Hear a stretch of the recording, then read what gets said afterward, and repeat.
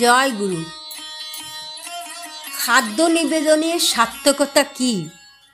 শ্রী শ্রী বামুনি বলিলেন, খাদ্য জড়দেহেরই পুষ্টির জন্য সন্দেহ নাই, কিন্তু এই জড়দেহের প্রতি অনুপরমাণুকে ভগবৎ প্রেম রসাশ্রিত করিতে পারিলে জীব ঐহিক দুর্নিবার লালসা প্রবঞ্চ হইতে নিজেকে সহজে রক্ষা করিতে পারে।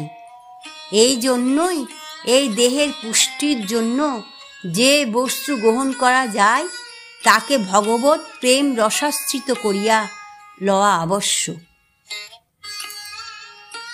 নিবেদন একটা জড়বস্তুর উপাসনা নয়, খাদ্যদ্রব্যের ধ্যান নয়, জড়কে চৈতন্য রসাশ্রিত, ভোগ্যকে ভগবৎ প্রেমাস্বাদু করিবার একটি কৌশল মাত্র।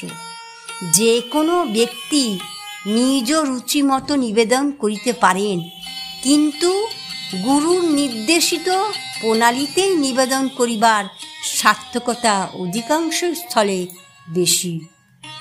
ওম শান্তি।